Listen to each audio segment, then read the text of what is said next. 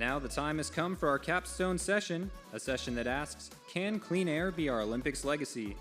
Moderating this panel is LACI President and CEO Matt Petersen, and panelists include Alysia Montaño, Olympic medalist and 7-time U.S. 800-meter champion, Bill Panos, Senior Vice President of Transportation at LA28, Larry Chung, Vice President of Customer Solutions at Southern California Edison, Jean Seroka, Executive Director of the Port of Long Beach, and Randall Winston, Deputy Mayor of Infrastructure and Climate Resilience for the City of LA.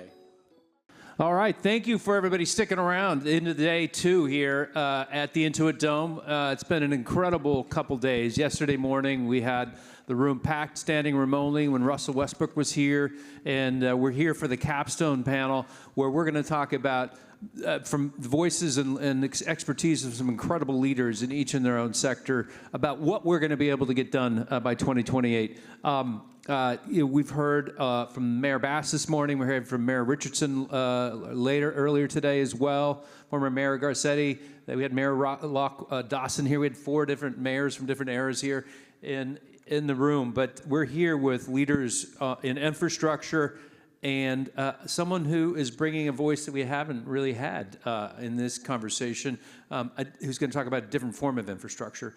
And so I'm going to start with Randall, Deputy Mayor for Infrastructure and Climate Resiliency. You and I have talked a lot about how, of course, the mayor's prioritized clean corridors, and we really want to make clean air a legacy of the Games, of course. And the athletes who perform at a level, I mean, Alysia knows this, at a level of 20 times what a normal human does. I mean, they're breathing at a level, the level of performance required to do that. So how can we make clean air a priority and a legacy? And in that context, what are you most excited about as we prepare for the Games? Wow, so much, Matt. And excited to be here. Thank you again for inviting me to this session, and good to be here with you all.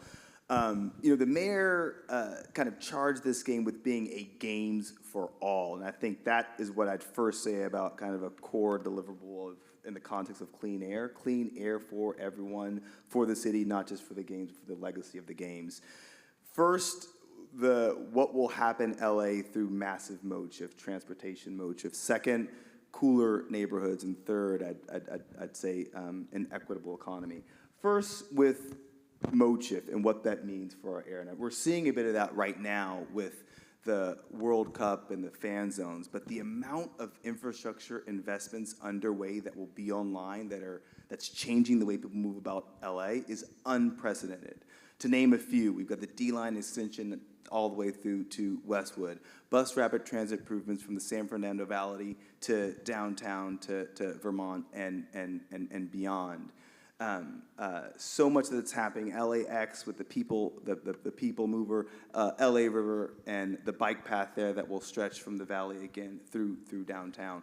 All of these investments taking place on the infrastructure space are, I think, offering a vision of moving about and experiencing LA in a different way. And it's not just at our venues. This gets back to a Games for All. It's connecting spaces throughout every council district where folks are going to be able to experience parks and open spaces in a different way.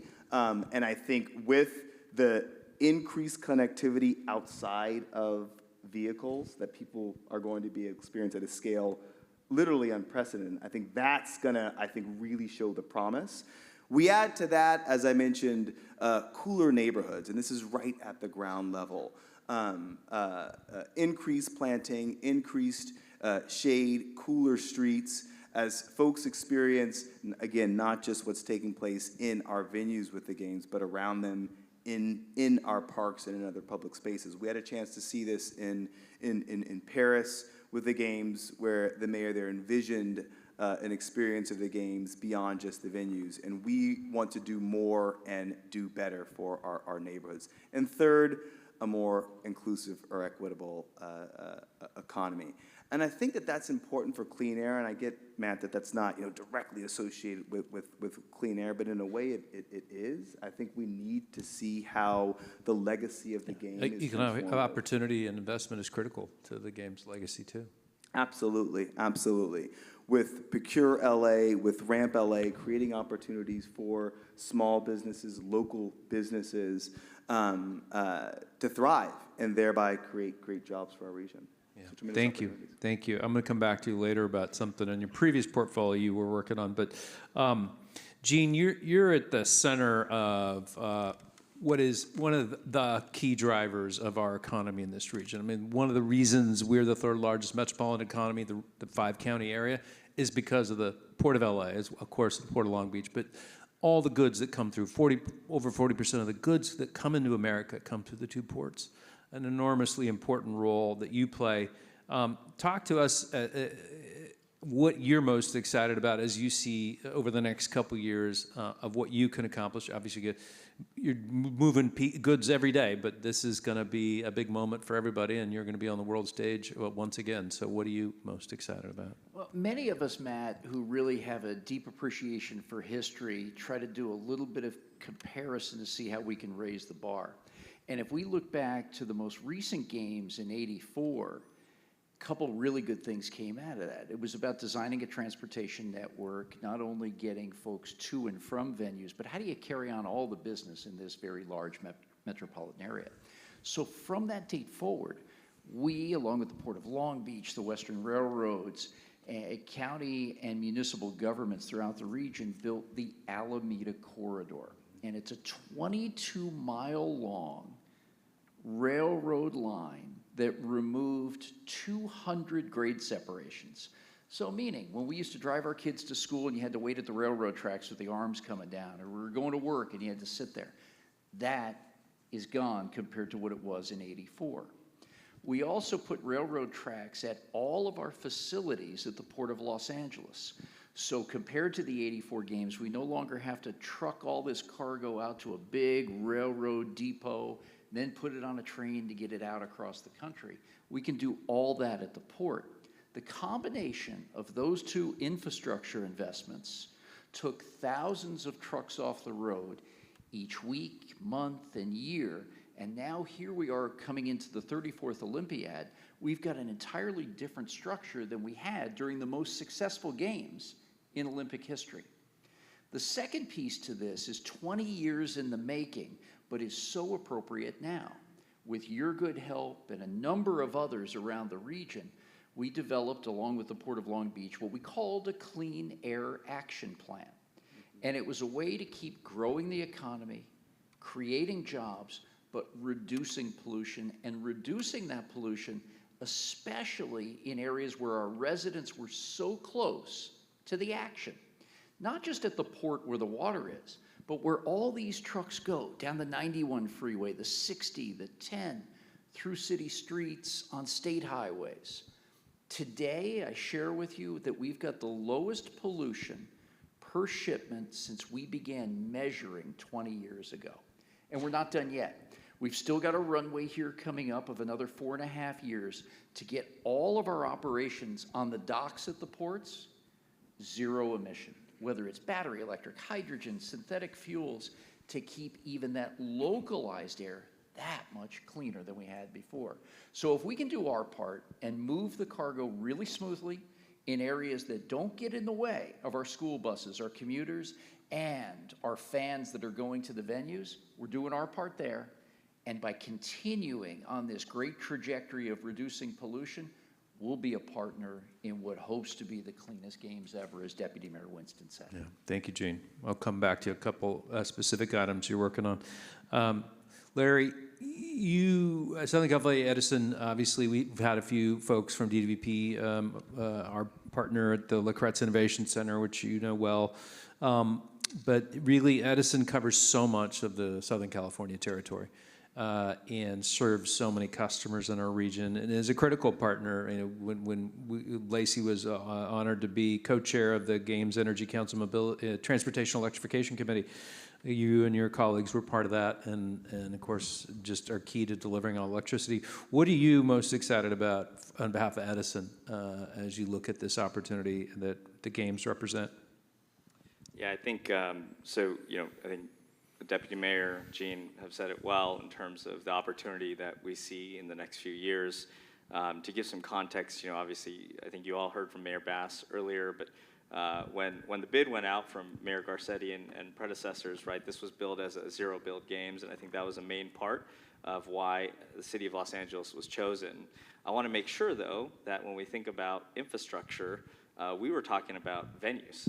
So this was a zero build venue, although technically not true. We did build one cricket venue out at the Pomona Fair Play, so there was one. But by and large, zero build venues. But I think people often forget about the associated infrastructure. How many people in this room thought when you woke up, wow, what an engineering marvel it is that when I turn on my light switch, the electrons just come to my house and I just have electricity. I don't think anyone well, actually, this room, maybe some people thought that. But I bet you if I did a poll out on the street, no one would think about that, right? Same thing with a water faucet. Same thing with water, right? But I can promise you when people don't have their electricity, I get lots of calls about it. And I think, so what I'm excited about is, one, the amount of work that's already gone into achieving sort of this zero emission future that is very much in line with the city of Los Angeles, very much in line with the state of California, and certainly aligned with what we're trying to do at Southern California Edison, and using the Olympics and the Paralympic Games to build on that. In the last few years, we stood up what's called the Advanced Planning Group, which actually I lead for the company, and that was our effort to prepare for, we started in February with the NBA All-Star Game, which was actually hosted right here, and then we just finished, I think on Friday, our last hosted World Cup match at SoFi Stadium. I was like breathing a sigh of relief, like, oh my gosh, I'm glad that's over. And then no now power interruptions. Yeah, everyone else was enjoying the game. I was thinking, was there an electrical outage? I don't know. And now we're changing to the Olympic and Paralympic Games. And so to give you some context of what's happened in the 2-3 years since we stood up that group, we've through our transportation electrification, building electrification, and energy efficiency initiatives, we've taken about 2 million metric tons of carbon emissions out, which is equivalent to 350,000 vehicles removed from the roads. That's just in the last few years. And we're not going to stop. Specifically for the Olympics, we're looking at about 14 different transit-related projects. That is about 1,000 charging ports. And before you think about electric buses and electric cars, you need somewhere to charge them, and you need a utility to serve that load. So that's personally what I'm really excited about, which is building upon the work that we've done in partnership with LA28, in partnership with the City of Los Angeles, even though they're DWP, but we talk all the time. We're co-members of the Games Electric Council, Energy Council, right? Gene and I were just connecting about the work that's happening with the Port of Long Beach, as well as Los Angeles. So there's a lot of partnership here, a lot of good work to build on, and I'm really excited about that. Yeah, thank you, Larry. Bill, Gene rightfully brought up the 84 games, and you and I were talking a little bit about that earlier. But talk to us in your unique seat at LA28 of what are you most excited about? I mean, you're sitting in the heart of it, and both the challenges and the excitement and the opportunities. Well, it's a great question. First, Matt, thank you for having me here, and thank you for putting on such an important conference. Well, there's so much to be excited about. The Games will be the largest sporting event in human history. It'll be the largest peacetime gathering of human beings in world history. We had a World Cup here recently, I think, and it was amazing. We were able to test a lot of our systems, transportation systems, and you were able to test a lot of your energy systems for the Games. And I remember meeting with some people at one of the games and said that, think about this, at SoFi Stadium, this times 49. That's our number of competition venues. So the size and the scale means that we have to pay particular attention, not just to the engineering of the transportation system, not just to the demand of the transportation system, not just to the Olympic family that needs to be transported throughout the basin in a timely way so that we have the Olympics. And that we can broadcast the Olympics. People don't really think too much about all of the Olympic family, I think, that comes with it. Just our paid employees alone are 250,000 each and every day that'll come in, want to be at work on time, and want to get home on time. And that's in addition to what's already here. And then 15 million ticketed spectators.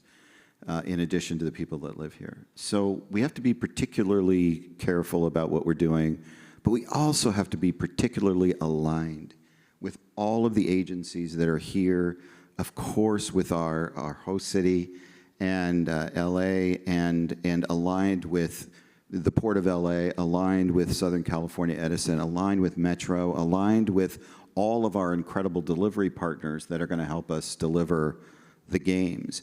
And this is, it isn't just present, it's growing and it's evolving. This alignment is evolving and it's pivoting, and we're going through a process of doing something that my boss, General Hoover, Randall Hoover, had said last week was the most complex transportation system ever put together. And so we are fortunate to be here and have this opportunity. My family's been here since 1920, and I was in the '84 Olympics.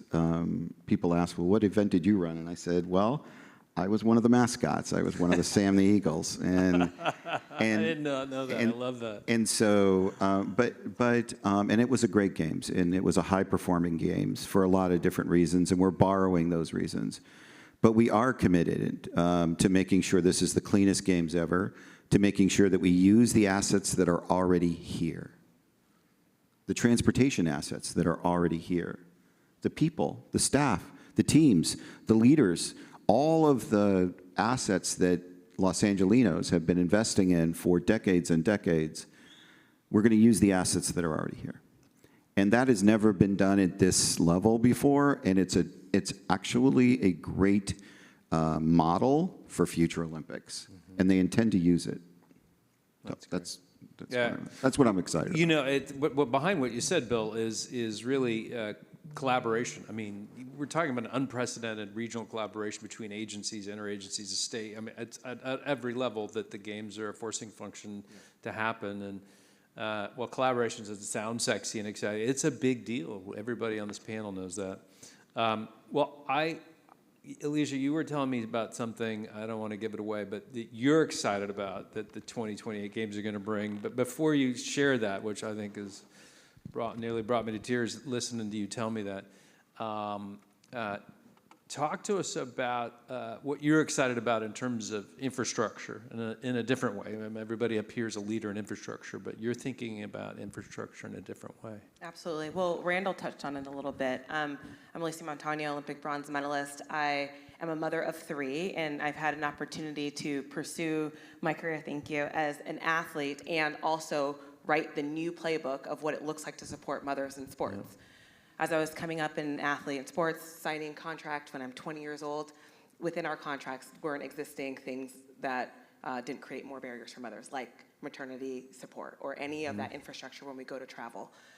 So essentially nursing my daughter, traveling overseas, I'm writing the playbook of what it looks like to express breast milk, pack it up, and transport it back. Didn't exist for us.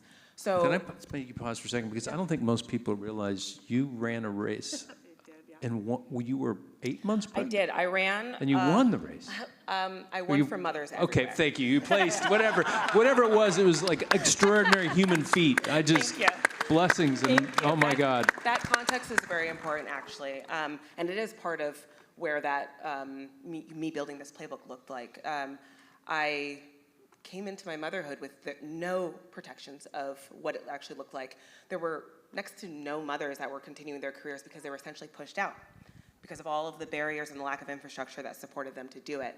And so I, as a 5-time defending national champion, I showed up to USA Nationals, 8 months pregnant, stepped on that line and wanted to make the invisible visible. And I thought that it might be a moment that would change the course for track and field athletes or the track and field world, and it went viral. It was a global moment where it invited us to really think about what is it that we're missing?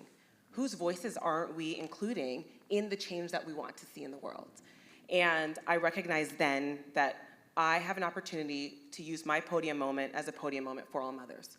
I wasn't the first mother to face barriers when it came to pursuing their career and also expanding their families by way of having children. Now, in the sports world, we get a chance to have this incredible platform where we get to make these changes.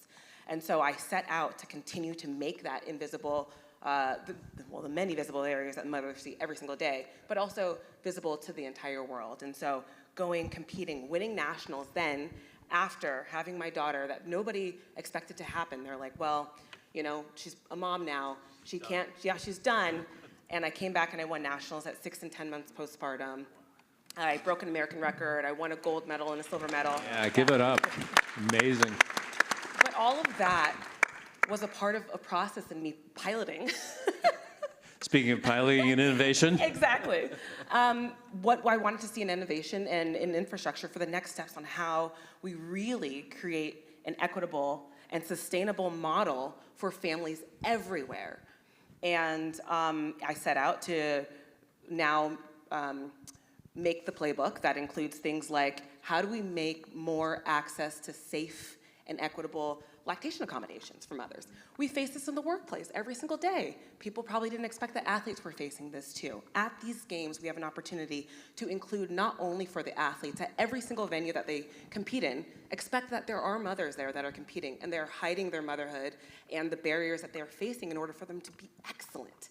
If we're talking about LA 2028 being the best Olympic and Paralympic Games, we're talking about excellence. And excellence requires new and innovative thought processes. It requires new voices. It requires us listening to the most marginalized voices. And in the sporting world, it often is the mothers. Oh, wow, thank you. Thank you for leading the way and using your platform. We were talking earlier about innovations and piloting, and we have a startup, ThermoShade, that's piloting their technology for cooling at bus shelters and park and ride locations. But you're talking about next level innovation. I'll come back to you and ask some more specific questions about how we do that. Randall, I come back to you. In your previous role in the mayor's office, I mean, your remit now includes climate, but you, and you're still, well, actually, I think it's still in your portfolio, LA DOT and Metro, right? Okay, so I wasn't wrong. Talk to us about the amazing progress the city's made with electrifying the LA DOT dash line and other things that have come along with that people are going to experience, not just Angelinos, but visitors from around the world.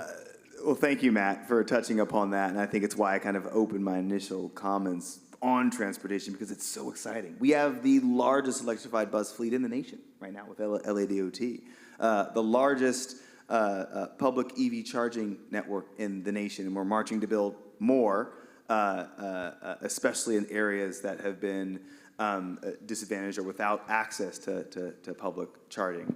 Again, to Alyssa's point on making sure that we're addressing needs in marginalized communities.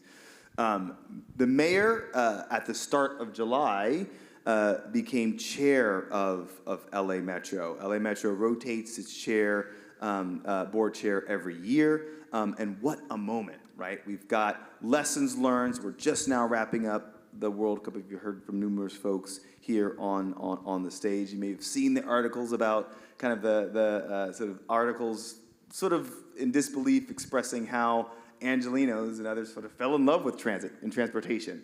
The thousands of new riders experiencing Metro and our bus system, LADOT, Metro Dash for the first time, and I think that really is just kind of, again, it's been said, a fraction of the promise and the scale of what we're going to see for the games.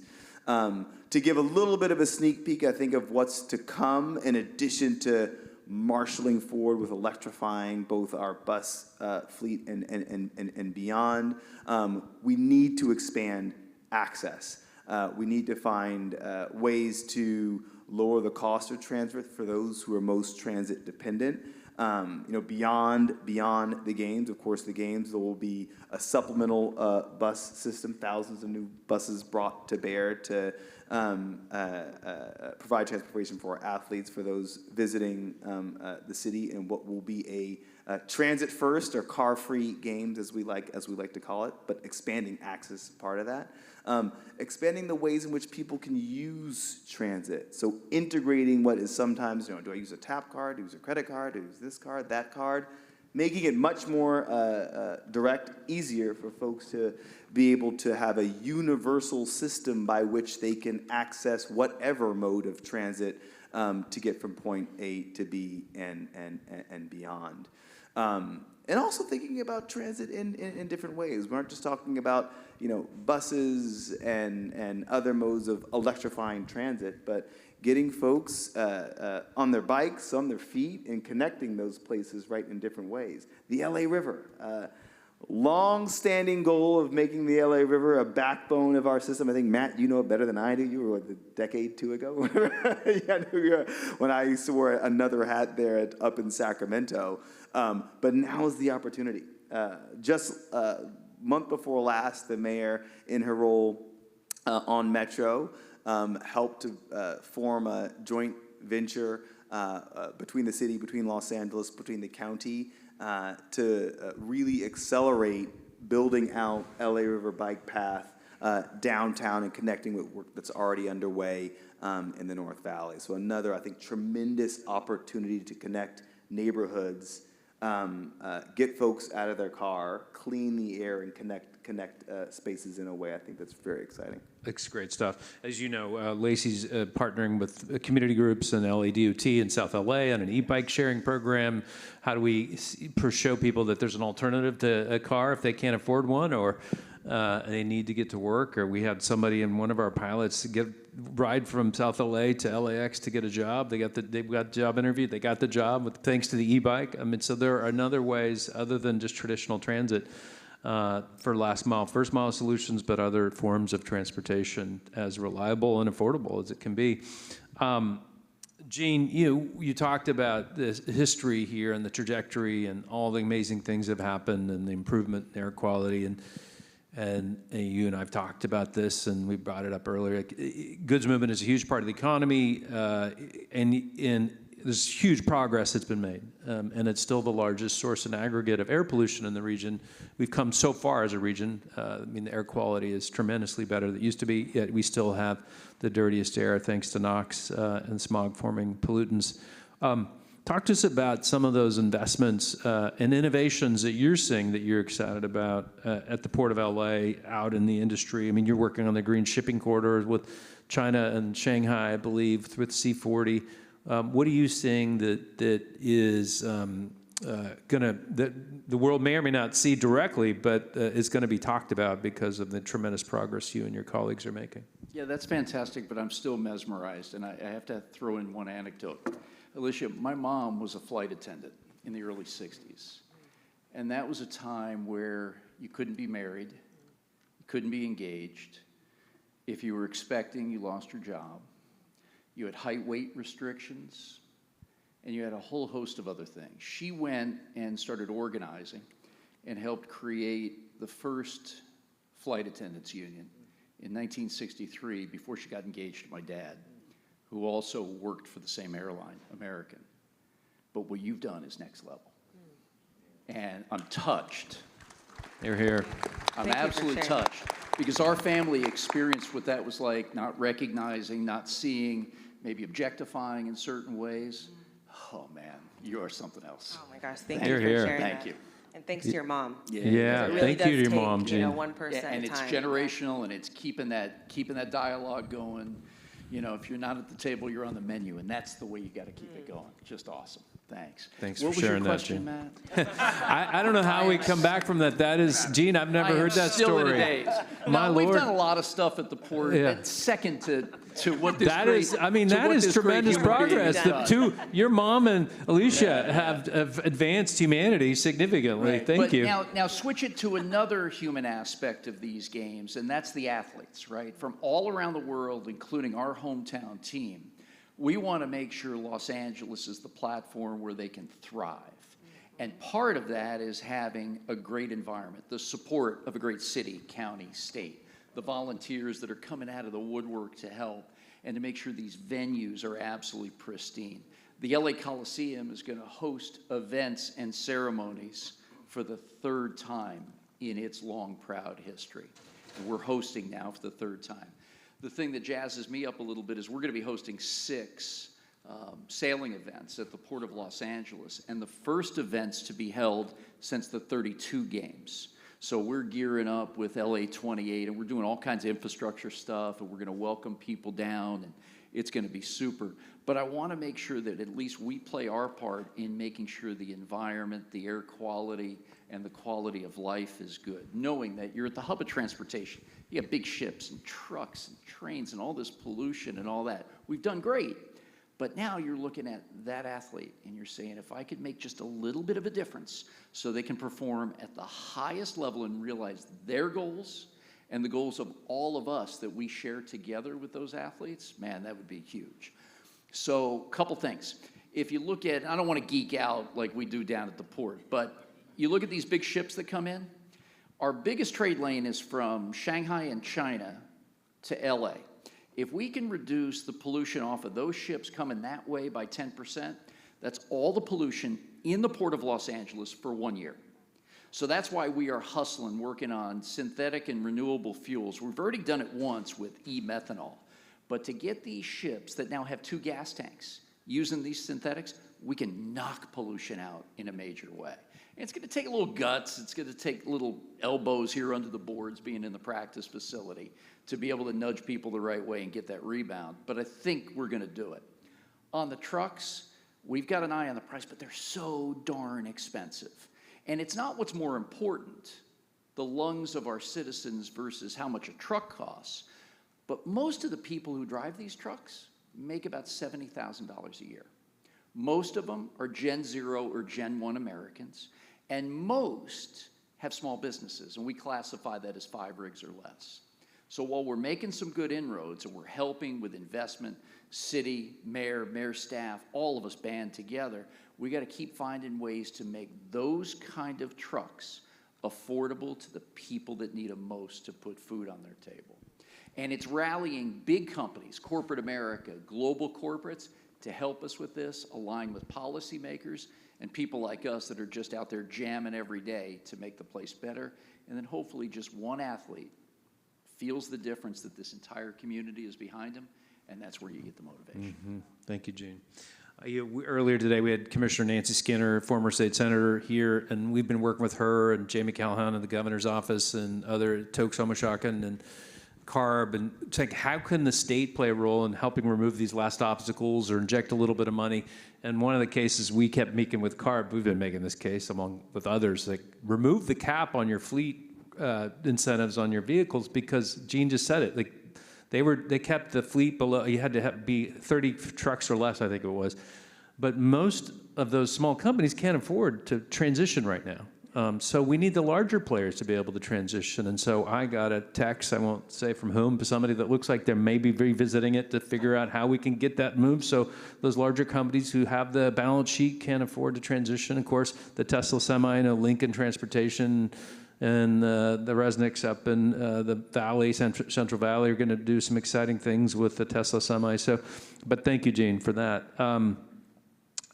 Larry, you brought up the venues and reliability a bit earlier. I was at the Super Bowl with my dad in I think 2013 when the Niners played the Ravens. My dad was a lifelong Niners fan, and he was super excited to be there. But the power went out.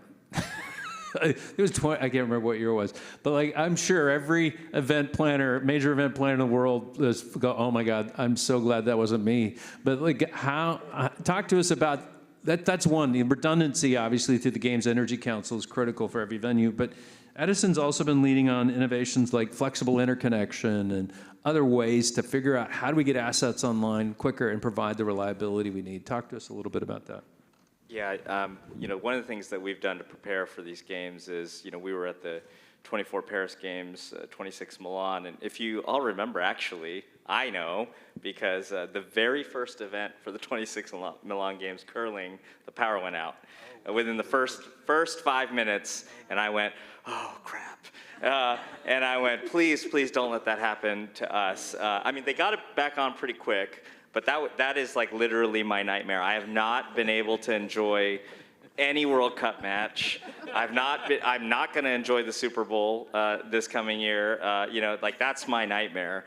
Obviously, we work really closely with Bill. We work very closely with the IOC on sort of their, their requirements for redundancies around venues and things like that. But, I would say beyond that, I want to actually use the ports as an example. The work that Gene is doing at the Port of LA, the work that Dr. Hasegawa is doing at the Port of Long Beach is a perfect example, because even if you want to electrify, which both ports are doing and doing very well, there comes the question of, can the utility actually serve that load, and can they do it reliably, and can they do it safely?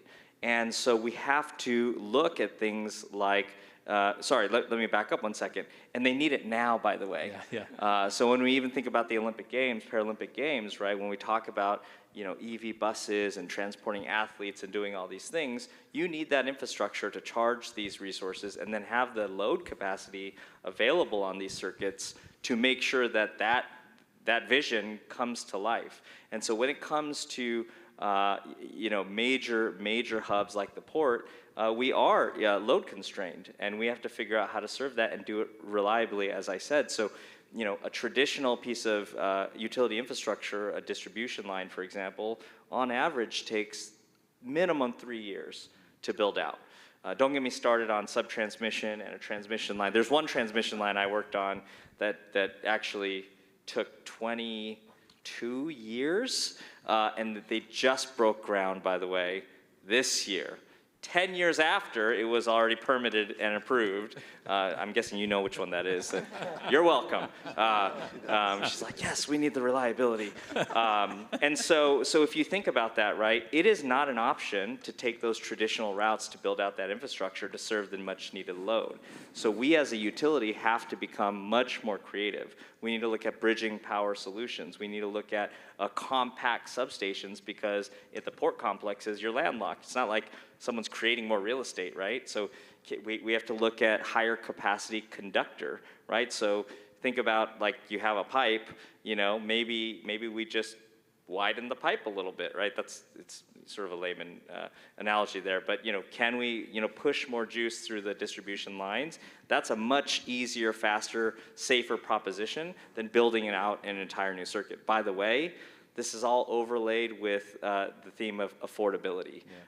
We had a certain gubernatorial candidate running on, I'm going to cut utility rates by 25%. I'm not going to name who that is. He's not in the general anyway. But I will say it's a real thing, right? People care about their utility bills. We care about it too. As we get more load, as we get big users like data centers, for example, that actually puts downward pressure on rates. It makes electricity cheaper. We want those, but we have to be able to serve it reliably. And so I would say the number one thing, one, we're getting creative on the type of infrastructure solutions, and we're trying to get smarter. But two, it takes really early coordination from everybody on the stage and everybody out there. I mentioned earlier the 14 projects for the Olympics, roughly 1,000 charging ports. Guess when we got those? 3 years ago. So now, if you're thinking about it, call me. We're going to have to get really creative, but it's, we're 2 years out. It's by and large, it's too late at this point. But that's what it's going to take. Yeah. We've been working on this with DWP. There was a panel earlier about the Tiger team we created with the mayor's office and Randall's team and DWP, and there were 9 areas we figured out they could remove the obstacles in the games. Like, this should have happened anyways, right? But the games are forcing the conversation to happen. Where can there be innovations in removing permitting barriers, or like the easements required? Maybe they don't need to be exactly so big, that takes so much time and energy and cost. So there's a lot of stuff going on that the utilities are doing that's really interesting.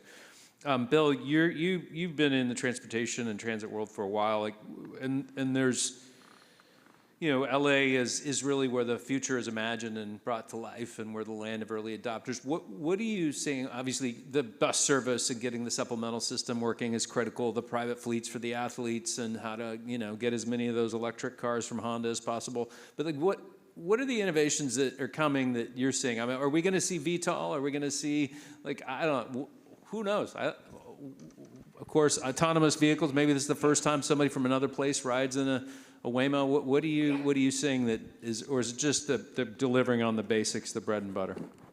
Well, it always delivers to the basics of the bread and butter, because we have to run the Olympics and do the things that we're expected to do. But with every Olympics, there's innovation. With every Olympics, there's greatness. And it doesn't matter if it's an athlete like yourself. It doesn't matter if it's officials, technology that we use. There's always greatness. It's part of the Olympic ethos. And so we'll expect all of that here. We're building the basics now in terms of the system. We're building the basics for resilience. We're building the basics for sustainability, for clean air. We're doing all of that while we're building the system. And we have so many people coming forward to us now. We have, by the way, yesterday, 2 years out. That's what we have. That was for you, 2 years. No, we have 2 years left. I know. Yeah. And so we have this time now to really bring in all of these incredible ideas around tech, or ideas on. Well, let me just give you one example. We're working. One of our partners is Uber. And we're talking to them about how they can be as clean as possible as they come forward into this space. But that's really not the basis of our relationship with them. The basis of our relationship with them is this. This is the first time that they've ever used, outside of Uber itself, their algorithm to help us plan and manage how we move people all over the basin. And so it is the most powerful algorithm that's out there. That's why they never shared it with anybody. But several NDAs later, we're working through their algorithm now to connect it to our system, to make our system faster, better, those kinds of things. The last thing I'll say about this is our ability to get people on transit. People ask me a lot about what's the legacy. The legacy is that we saw a little bit in the World Cup. You mentioned it, I think, the high use of public transit in World Cup. We're going to take people to public transit, and we're going to leave it here. And the idea is to make it easy, to make it as inexpensive, as accessible as we possibly can, along with our delivery partners, and allow people to use public transit in a way that they want to come back. I use public transit every day to come into work and go home, and I find it to be the best thing that I've ever done, because I can work on the way in, I can work on the way out, I can relax, and it's cheaper and it's easier. And that's the legacy that we want to leave with Los Angelinos, as one of the legacies that we want to leave as Los Angelinos as we go forward. Let me say one last thing. Having an Olympian on this panel is a familiar thing for us in LA 28, because we have 10% of our employee population are Olympians. It's the first time that's ever been done in Olympic history. They bring not just their incredible experience, incredible leadership, incredible innovation, incredible ability to do things. They bring a heart and a soul to our games, and it is something that I really want everyone here to experience. One of the things I finish with always is, please, in this next 2 years, and I talk to these folks about it as well, have your own Olympic experience, because that's the thing that sticks with me from '84 and now, is this, I don't know, this sense of pride, this sense of greatness. And I want all of you to take the time in the next 2 years, and with your families as well, to experience that. Thank you, Bill. It is inspiring, for sure. And on that note, Alysia, talk to us a little bit. What does it specifically mean in terms of infrastructure to support mothers and their children to be able to compete, or to just go to the park and enjoy recreation? Talk to us a little bit what that looks like. Well, we have to be asking ourselves, like, what is the importance of us building this legacy in the first place? Yeah. Who are we building it for? Right. We're building it for families, and families are bred on the backs of mothers. And so I think, when I really think about this long tail of the legacy of Los Angeles, me, growing up in the Los Angeles area, and now getting an opportunity to receive my medal at LA 2028 with my 3 children watching, that's legacy. And then us having an opportunity to make it the best. This is them being able to really see, what does excellence, what does the best actually Wait, look let me just like? pause that. So the child that was in your belly when you ran that race is going to be there in person and see their mother, receive the bronze medal. That's amazing. I love that. I don't know how many people can say that. I'm going to have 3 children that are going to see their mom receive a bronze medal at the Olympic Games. Yeah. And, that's that push that you're talking about, that push of legacy of leaving it better than you found it. It isn't just about us going about the world and taking all that we can get. It's about us giving. And so what I'm really excited about is the opportunity for us to give and to give in a way that really, really cements us as the gold medalists at this Olympic Games. Oh, thank you. Beautiful. Well, I'm going to one rapid fire last question, and you can use a word or a couple words, or if you have something more substantive, feel free to share it here. We've been inspiring people to take commitments to action. And Tree People today announced a $50 million commitment that, but for the Road to 2028, they may not have made to go out and plant 28,000 trees by 2028. And they're going to go out and raise the money and deploy the capital to do that. Others have been existing infrastructure projects underway that we're showing in aggregate what LA and California are made of to make possible. So quick, you can keep it as a short comment, like, hey, I just something you want to see happen, or if you want to announce a commitment to action here, feel free to do it. I'll start down the line. Bill. Commitment to action. Or something you want to see somebody to do. It doesn't have to be you. You know, what I'd like to see is is us continue what we've already started here in Los Angeles, which is growing the infrastructure around electric charging, and to have really what is the largest use of electric vehicles in the world. And we're certainly going to demonstrate it here with the Olympics to further advance it. But I think it's an incredibly important thing for Los Angeles. I remember growing up here, I used to in school, we would have smog alerts. I don't know if you remember those. Yeah. And we would actually be brought indoors for smog alerts. Those are gone now. Yeah. There's a lot more to do. I understand, but it's a really important thing, and the non-point sources that are in vehicles are clearly something we can work on. Thank you. Larry? Well, I grew up in the Inland Empire, so all the smog settled in the IE and because of the geography. So I very much remember that and more of that. I would say for me, something I'd like to see is the execution to match the ambition. Mm-hmm. I think we are not short of ambition in this room and beyond. Everybody wants to see the most sustainable, cleanest games. Everyone wants to see folks take transit. Everyone wants to see a unified, peaceful, amazing gathering at these Olympic and Paralympic Games. But words are really easy, and aspiration is easy to talk about, but the execution has to be there, and that takes really thoughtful planning. It takes intentional coordination and communication through agencies, through CBOs, nonprofits, governments. By the way, I can check off a bucket list. I want a panel with an Olympian. There you go. Thank you for help. Thank you, I appreciate that. But it takes the coordination of everybody. So mine would be allow the execution to match or exceed the ambition. All right, like that, Larry. All right, yeah. Randall. A couple things. One, and I did have a chance to actually shadow my counterpart in Paris for the Olympics, and the thing that struck me so much, and Bill, it's kind of getting at what you were saying, was just the joy. Yeah. The joy it's kind of a base level. You know, it was outside of the venues. They activated all of Paris and parks and open spaces, and just the joy across cultures, across nationalities that I have never experienced at that scale. That we can do here, bigger, better, more. What enabled that, and this is a charge that I will ask of those in the room, and I'm sure there are those in the room here who have ridden Metro, ridden the buses, but you also have probably heard, the things that are sometimes said about LA's mass transit system. And we're car dependent, we've got our pollution, the stereotype is sticky here in LA. We can change that, and at a scale, again, I think that we've never seen.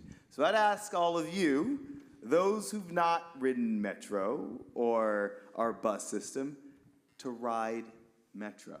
Not next year, not next month, but maybe this week, maybe next week. And do it in a way that is simple, unexpected, easy, and works for you, but go Metro. Here, here. Ride the D. It's fun to see your LACMA that way. Gene, how about you? With all the clean equipment and port cargo movement that we talked about here this afternoon, we have ongoing investments of about $1.5 billion right now trying to enable getting that equipment on the ground to make the place better. And it's only a fraction of what we need. So those partnerships I mentioned earlier are absolutely imperative. On top of that, we've got another $200 million that's being activated by the state, the city, the port, and our partners on the nation's first goods movement training campus. Think about this. We're celebrating 250 years today, and we're building the first training campus geared to ports and transportation international trade. Now, it is to try to help the young people who live around the port get interested. They see it every day, riding their bike to school, don't know how to get in. We'll have a storefront with counselors to kind of coach them up and see what's of interest, whether they want to go to work right away or go to school. If you're my vintage, you probably need to be upskilled or reskilled to work on this new technology, and we want to make sure you're prepared. But here's one I'll throw out for the challenge. When you're done with your military career, you may want to go into a certain private sector piece of work. You may be an engineer. You may be a construction person. You may be trying to get into business somehow. When you complete your work in athletics, and we've done this with a couple of teams here in town, maybe the Olympic athletes would like a discussion about this. When you've completed your athletic career and you want to go to work, you want to go into business, whether it's administration, a new career, something different, maybe there's a pathway for you there as well. And there are a number of other areas where you could say, just maybe, you could be great at two things. And that's what you've dedicated your life to this point. And maybe there's a professional career out there that we could introduce you to, and we could be better for it. Great, thank you. Alysia, how about you? What I'd like to see is this Olympic and Paralympic Games be the most equitable games truly. Paris 2024 had the opportunity to be the most equitable Olympic and Paralympic Games, but we have the opportunity to no longer make mothers a miscellaneous line item. Oftentimes when it comes to us adding very simple infrastructure, we get told we can't do it. We don't have the funds to add another space for a mother to express their milk, or additional opportunities for the stars of the show, the athletes, to have access to affordable childcare, or have opportunities for maternity protections to be written into their contracts. This is the same thing that we fight for in industries across the board. And so at this Games, I would love for us to really think through, what does it look like for us actually and truly be able to be the most equitable and sustainable Olympic and Paralympic Games. And I urge you all to follow up my work that I'm doing with For All Mothers. You can follow us on forallmothers.org. If you have Instagram, forallmothers_org, and really see what we're doing in helping eliminate the motherhood penalty. Thank you for sharing your story about your mom. It is wild to know that we are still fighting the same issues that your mom had been fighting, and we still have a lot of work to do. We are making progress. We're standing on just past, I think it's the 53rd year of Title IX, when, there was a time when girls weren't even allowed an opportunity to play sports. And we fought tooth and nail to have our opportunities. We've become women, and now it's like, okay, when we told little girls they can be anything that they want to be, we put the ceiling at motherhood. I'd like us to eliminate that and allow us this opportunity to use our podium moment for all mothers. Thank you so much. Well, please give a huge round of applause for this incredible panel. Alysia raised the bar, and they all appreciate you so much. Incredible stories you all shared, and thank you for joining us. The end.